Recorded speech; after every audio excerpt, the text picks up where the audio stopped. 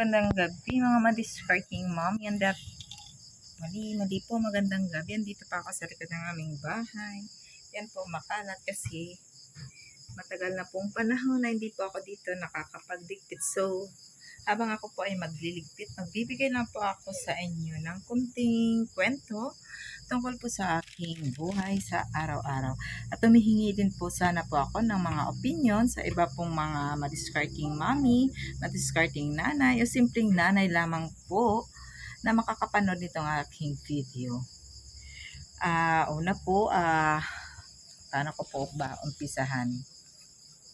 Siguro po isa din sa dahilan yung panibagong henerasyon ngayong mga panahon po. Sa panahon kasi ngayon, iba na po yung mga kabataan.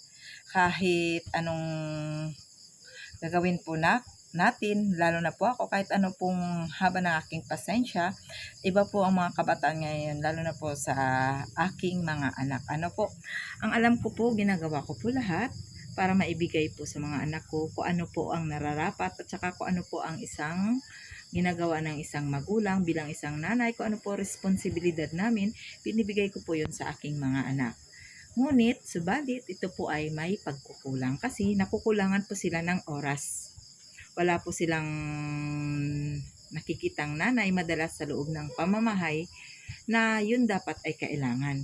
Kaya lang po mga madiscarding mommy, ano po ang aking gagawin?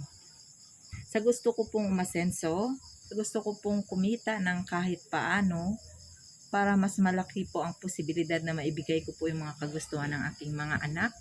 Mas gumanda po ang aming buhay kasi po simpleng tao lang po kami, simpleng pamumuhay lang meron po kami. Lalo na po nung maliit pa po kami pong mag-asawa ay mahirap po ang aming buhay. So parang gusto po namin hanggat maaari ay ibahin ang takbo ng buhay ng aming mga anak. Kaya nagpapakasipag po kami para kahit paano po mas gumanda ang aming buhay. Sa katunayan naman po, unti-unti naman pong nababago ang takbo ng aming buhay. Subalit, ang pagkakaiba po ay hindi ko na po masyadong nasubaybayan ang aking mga anak at umiba na po ang kanilang mga ugali. Hindi katulad po nung maliit pa po sila. Lagi ko pong nasa tabi sila kasi talagang naalagaan ko po sila.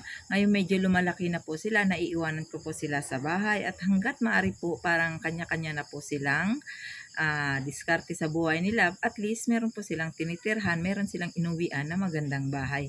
Sinisigurado ko naman po bago ako umalis ng bahay ay meron silang pagkain, maayos sila dito sa pamamahay namin para kahit nasa labas po kami ay kontento po kami ng aking asawa.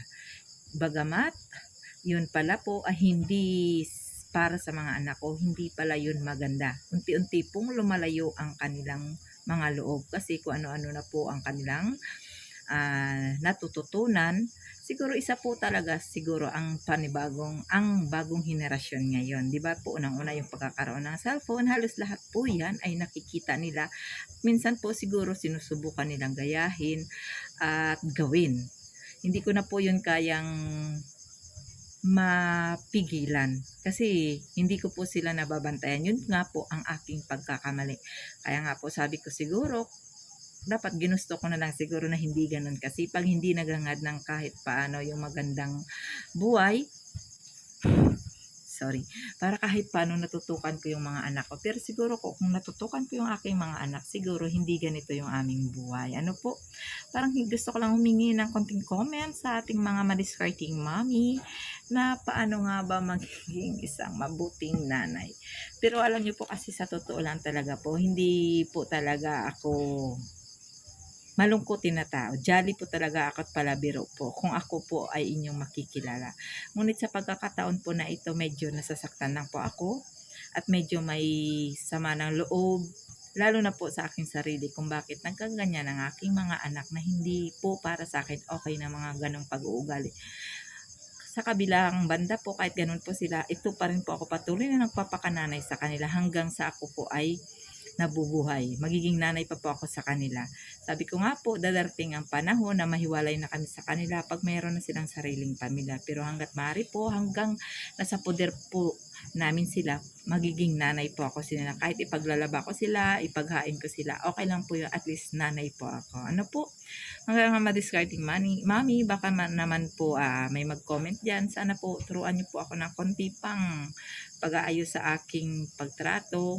Kasi hindi ko na rin po minsan maintindihan ang sarili ko. Siguro po, ang dahilan na rin po nito sa dami pong problema, stress, kaya po siguro kahit paano po nadadama yung aking mga anak. So siguro yun lamang po, magandang gabi muli, 'di ba? Hindi po ito tungkol sa madiscarding mommy tip, kundi ito po ay parang konting kwento lamang po. Maraming salamat. Bye-bye.